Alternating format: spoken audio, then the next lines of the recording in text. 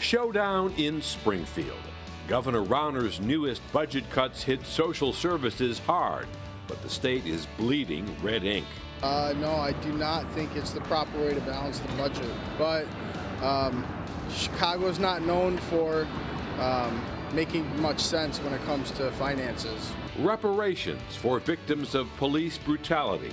Mayor Emanuel approves more than $5 million for those tortured by an infamous police commander, and millions more for a teenager shot to death. I believe that police officers try to do their best at what they can, and sometimes it's not always the best decision, and people aren't always going to agree with everything that we do as humans, but they're trying their best. Is Spike Lee doing the right thing?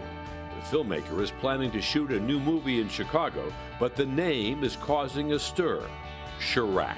The city's kind of become a little bit of the brunt of jokes and so forth. So I suppose, anything's fair game until we straighten our act out. Famed Chicago architect Jeannie Gang plans a new skyscraper on the Chicago River. It would become the third tallest building in Chicago. And joining us tonight are Patty Vasquez, comedian and radio personality for WGN Radio, principal attorney Neil Zazoff, and Ivy Walker, co-founder and CEO of Helios Digital. Hello and welcome, everybody. Thank you. So Governor Rauner the other day suspended $26 million in grants to social service programs covering everything from mental health to burials for the poor. Patty, is this a sign of things to come? It's not just the other day. It was April 3rd, which was World Autism Day. It was Good Friday. It was the beginning of Passover. So the idea that he made those announcements, made those decisions to cut those programs, it just shows how out of touch he is with what's going on in real people's lives. But is anybody surprised by this? No, I think one of the things that it shows is when business people become elected officials, they sometimes don't fully understand the full scope of government. Yes, the budget needs to be balanced. Yes, there are changes and cuts that have to be made, but the government has a role to provide a safety net for the most vulnerable of our society, and balancing the budget on the backs of the poor is not the way to fix the problem. But Neil, didn't Rauner signal that he was going to make some very tough choices? Absolutely, but I'm more concerned the fact that he left $100 million in tax credits on the table for the businesses and is not really in touch with what's happened with the cuts, with the people that are actually affected by the cuts. Now this sounds like a lot of money, $26 million, but Governor Rauner has said that he's going to cut in the next fiscal year $1.5 billion, so this is just a drop in the bucket. And speaking to special needs programs, that includes, he wants to draw down early intervention by 66%, which means that there will be 10,000 fewer children who have developmental delays that will receive services. And the thing about these programs is that you pay now or you pay more later, because the only thing parents want is to be able to help their children reach their unique potential, and that's what these programs help them do.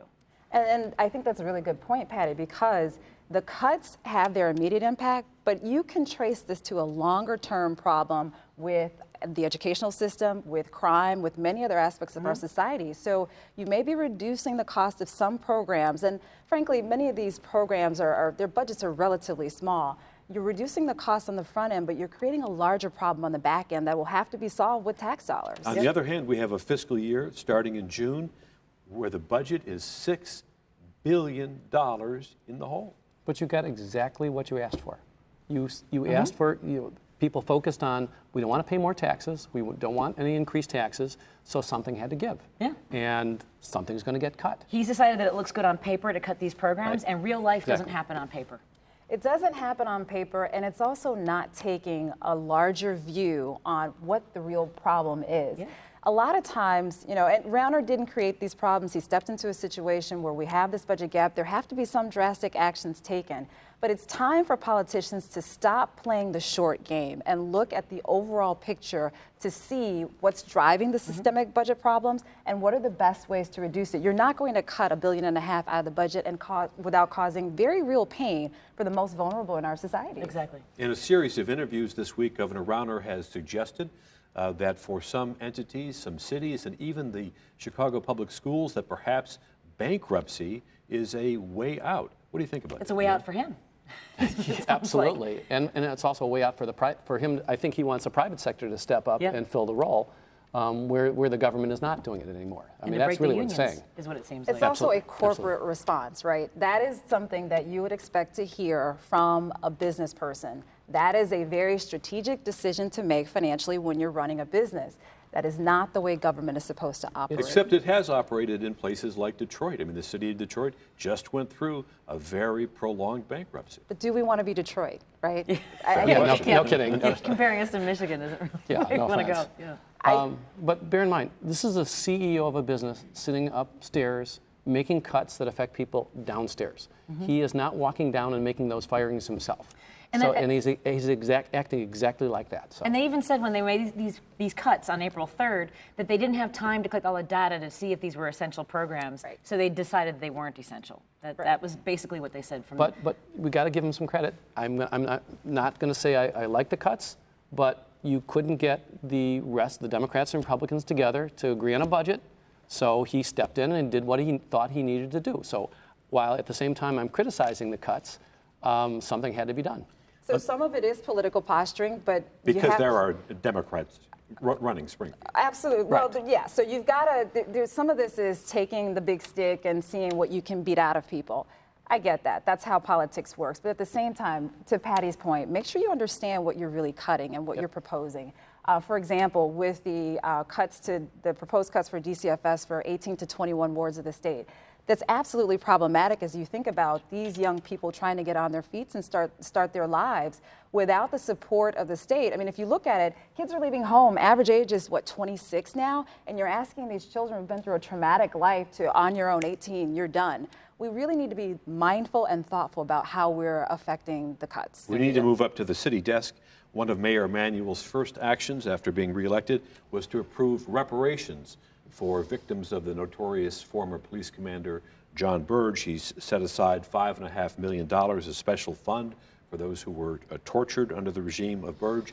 Patty, is this going to promote healing? I don't know if how do you promote healing? It's such a long record of torture and this community that has undergone this torturous process.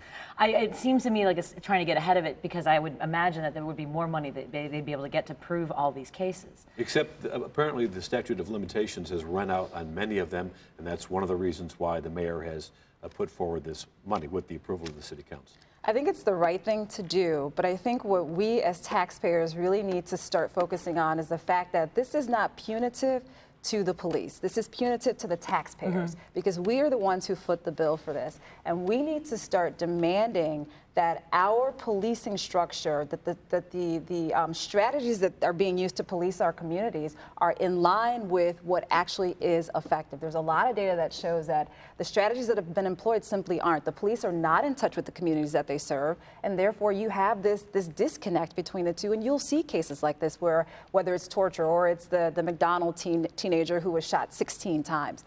The city council has just approved another $5 million for that case. Neil, these huge awards, do they send a message to the police department? See, I look at that as a little different issue. I think it's about time that the city, and I've been on both sides of these cases, and I think it's about time that the city of Chicago has said, okay, if we've made a mistake, we're going to rectify it, instead of just stonewalling and making people going through really basically torture to prove their case, when in fact a mistake has been made. They acknowledge that the mistake has been made, and I think it's actually the responsible thing to do. So does it promote healing? It's responsible. And the important thing is to build trust. I think that's the problem across the country is the lack of trust between communities and the police department. If the police department comes in as an authority to maintain order, and there's seeing them as that power is really eroded throughout our communities all over the country. The council is also approving another $250,000 to the mother of David Koshman. That wasn't a case of police brutality, but perhaps it was a case of police cover-up, according to the investigation. What does that say, that $250,000 to Koshman's mother? Well, that's another case. Wasn't it the statute of limitations had run out? It's in the appellate court right now, and basically they're settling it. It would probably be a more valuable case, but for the fact that the statute of limitations had run and that isn't an appellate issue, I think it's actually, again, a responsible thing. I mean, they're taking responsibility for creating a situation where they could not get enough information to bring a lawsuit at that time. They could have brought a lawsuit, I suppose, but they're now rectifying what I think was a wrong. So it is the responsible thing to do. I like to see it. Do they have to do it? I don't know. But to your point, the city taxpayers are footing the bill. Does this send a message to police? I don't think it does send a message to police. I read that the officers involved in the Koshman case, they're having a very hard time coming down with discipline for them. The only thing that sends a message to individuals who do wrong are consequences for those individuals who do wrong. And the city paying settlements on behalf of victims is not punitive for those individuals who've done wrong. So I think we really need to start looking at how we get the message through to the individual police officers who are responsible for these actions. I don't think we're effective in that at all. On the question of violence in Chicago, the film director Spike Lee is proposing a movie shot in Englewood called Chirac, combination of Chicago and Iraq. Mayor apparently voiced his objections to Spike Lee at City Hall this week. What do you think of the title? I think that's going to leave a mark, right? I mean, if you look at the name itself is so powerful, Chirac. I mean, it just immediately conjures up images of violence in the city. And in the midst of the city's campaign, the EPIC campaign to bring people here, I've seen the first EPIC installment, and that's a place I want to visit. That's not a place that says Chirac. Hold on, keep that thought because we have a little clip of that while you're mentioning it. Let's just take a look. Good timing. Absolutely. A guy once said, make no little plans. In other words, a guy once said, that guy happens to be Daniel Burnham, Absolutely. one of the most famous architects. And you're right, that's the image that the mayor wants everybody to see. Are there two Chicagos, though? There Absolutely. absolutely are. Yeah, I mean, I think that the part of the problem is that a lot of the city would rather be able to just let those neighborhoods like Englewood and Austin, they wouldn't mind walling them off and letting them take care of themselves. Maybe there's a story to be told. Maybe we do need to know more about those neighborhoods. Maybe we need to understand what it's like to grow up there, to live there, to love there.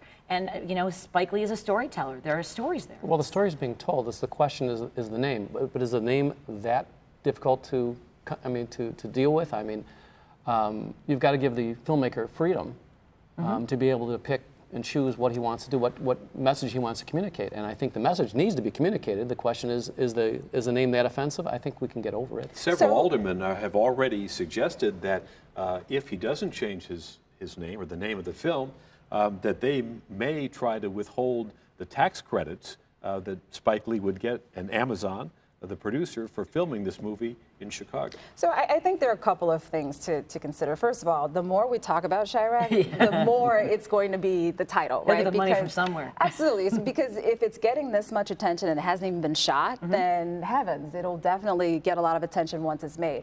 But I also think that from the perspective of the city of Chicago, if you look internationally, right, that's where we have to be concerned about what this title says. If you look internationally, it really presents a message. It presents an image of what Chicago is. And to your earlier point, Patty, there are absolutely two Chicagos. Tourists don't see that part of Chicago where there's the gang violence and the drugs and the poverty and the pain. They see the Central District. And I think what we ought to be having a discussion about is how do we take some of the magnificence of the Central District and spread that more evenly throughout the other areas of the city, and then we wouldn't have a Chirac movie coming. Absolutely. Economic development, education, that all needs to happen in those neighborhoods. Well, I'm playing devil's advocate because I still don't want to restrict a filmmaker from communicating and from being an artist. And while I agree with the same arguments you're making, I'd like to see Chicago seen, as the city, the good city, but at the same time, is this in the past or is this in the future that he's making a film about?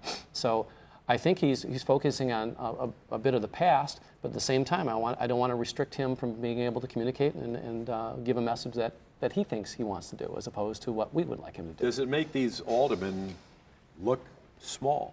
I mean, the fact that they're trying to interfere in what is the art of a film. Look, they have a point. I mean, people around the world still think of Al Capone when they think of Chicago. It may have that impact that now our image will be Chirac. I mean, but like he said, we can't, limit the artistic ability of. But isn't there some truth in that? We are one of the most violent cities in America. Right. There is some truth to it, and we need to deal with that problem as opposed to fighting over the title of Spike Lee's next film.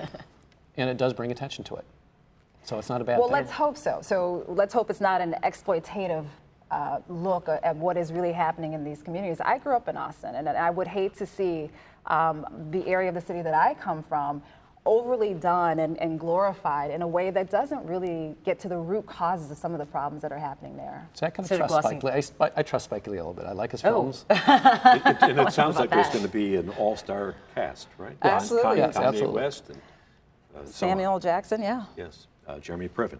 We were talking about the epic Chicago and the scenes at the lakefront. We may have a new addition to the lakefront in the next couple of years, and the famed Chicago architect Jeannie Gang is planning a skyscraper. Let's take a look. It's sort of, I guess it's supposed to glisten in the sun. It's going to be on the Chicago River next to Wacker Drive. From the specs that have been in the paper, what do you think? It does look a little bit like the Sears Tower. I mean, what is it called now? The Willis? I can't remember. Willis Tower. Willis Tower. I know, we still call it Sears Tower. Who doesn't? Yeah. So, you know, great, another tall building, right? Did you look at the Aqua building that she Aqua, it's a beautiful structure. It's got the flowing water structure. Chicago is known for its architecture, and I'm sure with Jeannie Gang behind the project, it'll further enhance that. It's a little hard for me to get excited about it. It's really? Yeah. Well, it's another big building, right? I mean, it's.